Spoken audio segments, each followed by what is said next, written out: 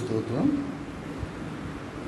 ఈ సాయంకాల సమయంలో పరిశుద్ధులుగా ఈ విధంగా మనం కూడుకోవటం దేవుని యొక్క ఉచితమైన కృప, ఆయన అనంతమైన ప్రయాసమైనందుకు దేవునికి స్తోత్రం. హల్లెలూయా.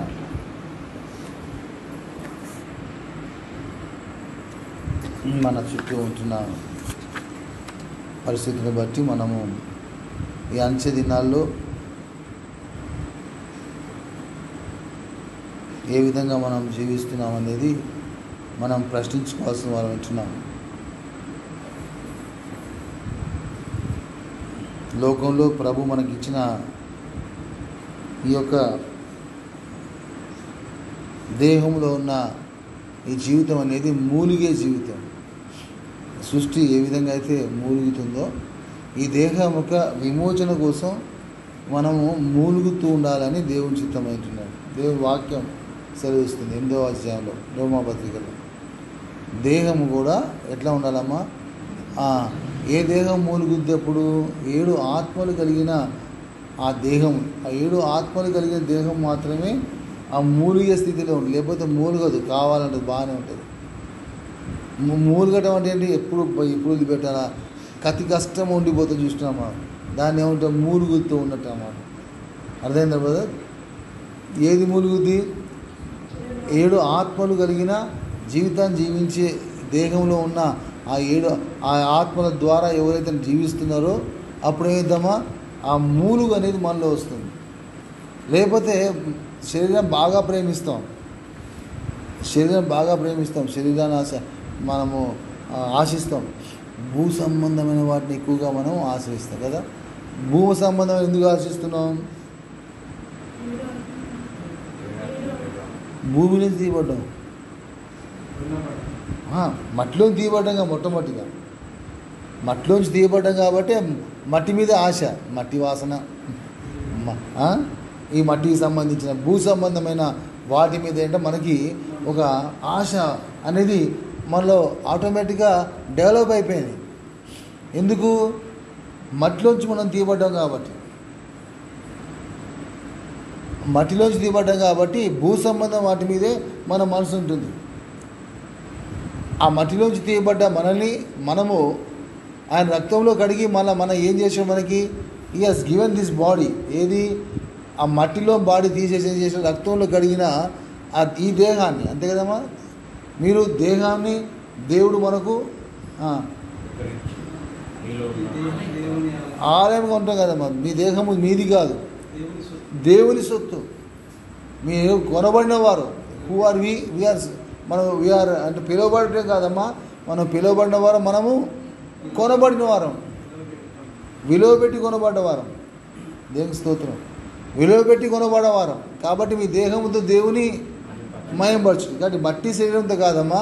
ఏ శరీరంతో అంటే ఆ దేవుడిచ్చిన ఏ శరీరం అది భూ సంబంధమైంది కాదు. దేవుని నాకు 7 ఆత్మ మహిమపరచడం అది. 7 ఆత్మ లేకుండా ఈ దేహం ద్వారా ఎన్నడూ కూడా మనము మహిమపరిచాం అనుకుంటాం కానీ మోసపోతాం. చాలాసార్లు అక్కడ రాంగ్గా వెళ్ళిపోతూ ఉంటాం. ఏదమ్మా మహిమపరుస్తున్నాను అనే ఒక భావన ఉంటాం కానీ అది కొట్టివేయబడుతుంది. కాదమ్మా, అది మహిమపరచం. ఎవరు మహిమపరుస్తారమ్మా? ఇది 7 ఆత్మలు కలిగి భూ సంబంధమైన వాటి మీద మనసు పెట్టక అనేది ఇంపార్టెంట్.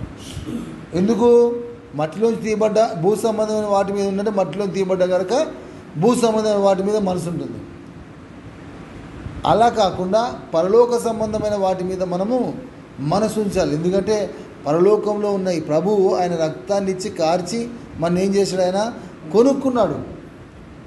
కొనుక్కొని దేహాన్ని విమోచించి తిరిగి ఆ దేహాన్ని మనకు అనుగ్రహించుంటున్నాడు. మీరు విలువ పెట్టి కొన్నవారు కనుక మీ దేహంతో దేవుని మయంపరచండి. పరలోకంలో ఏముందనుకున్నాం మనం? మొట్టమొదటిగా సింహాసనం కదా. దేవుని సింహాసనం వేయబడి ఉన్నది. ఆ సింహాసనం ఎదుట ఎవరున్నారమ్మా?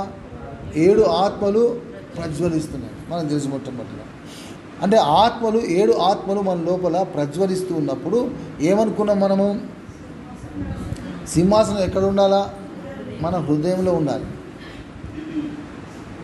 జీవజల నదులు పారేది ఎక్కడి నుంచి?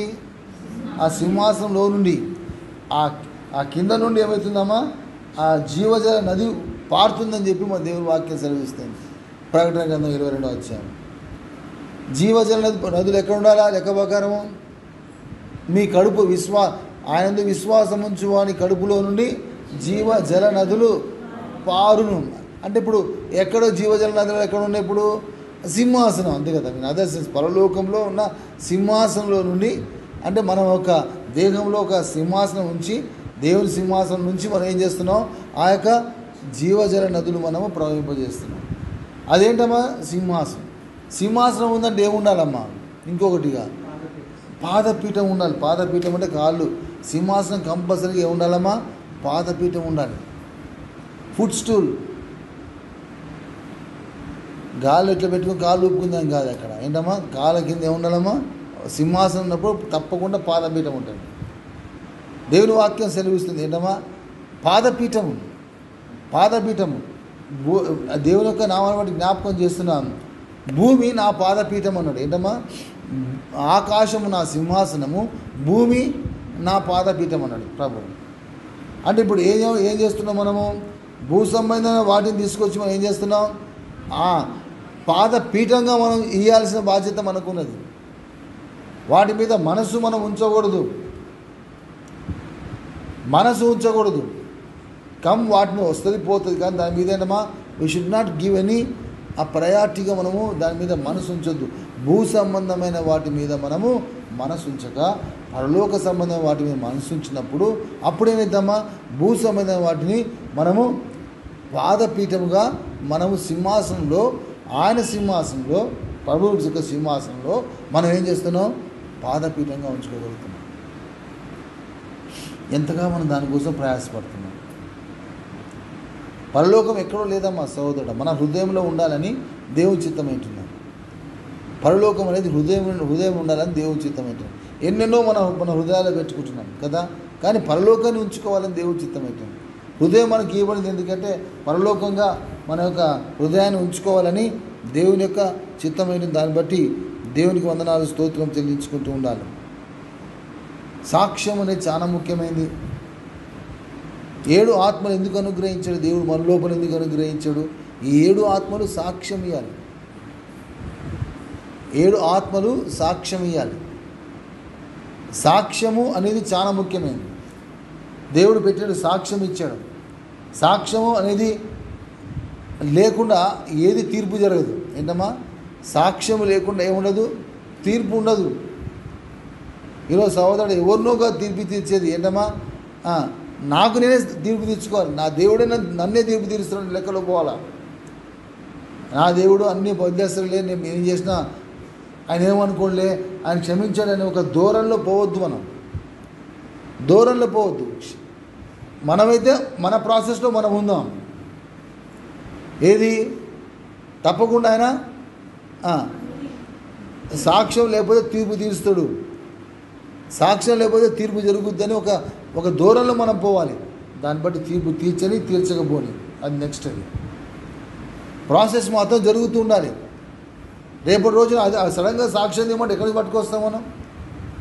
మన 7 ఆత్మలు, మనలో ఉన్న 7 ఆత్మలు మన గురించి ఏమైనా సాక్ష్యం ఇస్తాయి? ఏమైనా సాక్ష్యం ఇస్తాయమ్మా? అవును, వీళ్ళు ఈ దేహంలో నుండి నేను ప్రజ్వలించాలని చెప్తుందా?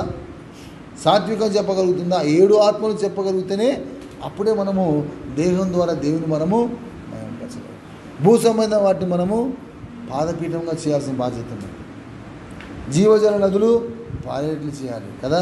సాక్ష్యం తర్వాత త్వరగా ముగిస్తాను. మంచిగా ఆలోచించండి, మంచిగా వినండి.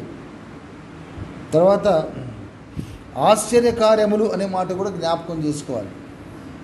ప్రభువా, నీ ధర్మశాస్త్రమునందున్న ఆశ్చర్యకార్యాన్ని చూడడానికి నా కన్నులు తెరవమంటున్నాడు. ఏంటమ్మా? Open my eyes. కన్నులు, ఉదయము, సహోదరు, ఇవన్నీ కూడా గుండె, ఇవన్నీ కూడా చూస్తే విని దాని తర్వాత చెప్తాను. ఏంటమ్మా? ఇక్కడ మనం చూస్తే ఏంటమ్మా? కన్నులు. ఎందుకు? ఆశ్చర్యకరమైనవి. ఈ ఆశ్చర్యం ఎవరు కలిగాలా? అవతలు ఆశ్చర్యపడటం కాదు, నాకేం ఆశ్చర్యం. నేనేనా? ఎవరో అంటాం కాదు, ఏంటి నువ్వేనా అని వాళ్ళని అంటాం కాదు. ఏంటమ్మా? నేనేనా? నాలో ఇంత గొప్పగా ఈ కార్యం జరిగింది, ఇంతగా నేను చేయగలిగానా అని నన్ను నేనే ఆశ్చర్యపడేటట్లుగా చేసుకోవాలమ్మా. ఆ ఆత్మలు మన యందు నివసింపజేసిన ఆత్మలు ఉన్నాడమ్మా. మత్సరపడేంతగా దేవునితో యాకోబు పత్రికలో ఆత్మ మత్సరపడేంతగా అనే మాట కదా. యాకోబు పత్రిక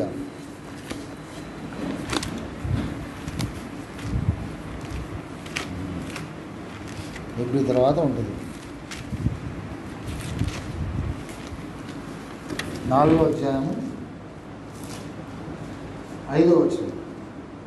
4:5 వ్యభిచారులారా, ఈ లోక స్నేహము దేవునితో వైరమని మీరు ఎరగరా? కాబట్టి ఎవరి లోకంతో స్నేహం చేయకూడదు వాడు దేవునికి దేవునికి శత్రువుగా ఉండాలంటే లోకాన్ని స్నేహించు. తర్వాత ఆయన అది ఆయన మన మత్సరపడినంతగా అపేక్షించిన అని లేఖనము చెప్పులని ఆయన మన యందు నివసింపజేసిన ఆత్మ మత్సరపడేంతగా ఆశ్చర్యపడేంతగా దేవుని నామం బట్టి జ్ఞాపకం చేస్తున్నాం. That is very very important character we have to develop. ఎవరో కాదు, నీలో ఉన్న ఆత్మ, నీలో ఉన్న సాత్వికము, నీలో ఉన్న ప్రేమ, సత్యము, ఇవన్నీ కూడా మనం తెలుసుకున్నాక చెప్తా. దాని తర్వాత ఆ 7 కూడా 7 ఎట్లా మనం కంపేర్ చేసుకోవాలని చిన్న మెసేజ్గా, చిన్న మెసేజ్ 3వ పాయింట్లో కరెక్ట్గా ఇస్తుంది. దాన్ని అర్థం చేసుకోండి. ఏంటమ్మా ఆత్మ మత్సరపడటం అంటే ఏంటమ్మా? ఆత్మ మత్సరం అంటే సాత్వికమే. ఏంటి ఇంత నేను ఇంత అనుకోలేదే. సాత్వికం చెప్పాలమ్మా. ప్రేమ ఇంతగా ప్రేమిస్తారని అనుకోలేదే, చెప్పలేదమ్మా. పరిశుద్ధంగా పోవడం లేదా? మీరు ఇంతగా చేస్తారని అనుకోలేదే, మీరు ఇంతగా చేస్తారని నేను అనుకోలేదే. పరిశుద్ధ పౌలే ఆశ్చర్యపడినగా చూస్తున్నాం. ఈరోజు మన జీవితంలో కూడా అదే అమ్మా. ఏంటమ్మా? సత్యము మనం చూసి ఏమనాలా? మనలో ఉన్న జీవితాన్ని చూసి ఏం చేయాలి? మత్సరపడాలి, ఆశ్చర్యపడాలి, కుళ్ళుకోవాలి. ఇన్ అదర్ సెన్స్, అయ్యో నేను ఇంతగా అంటే ఒక భావన అన్నట్టుగా అంతగా మనం జీవించగలుగుతున్నామా? వాళ్ళని చూసి వీళ్ళని చూసి కూలుకోవటం కాదమ్మా. మత్సరము మత్సరపడేంతగా నీలో ఉన్న సాత్వికం, నీలో ఉన్న ప్రేమ, నీలో ఉన్న సత్యం, నీలో ఉన్న పరిశుద్ధత మత్సరపడేంతగా ఉందా?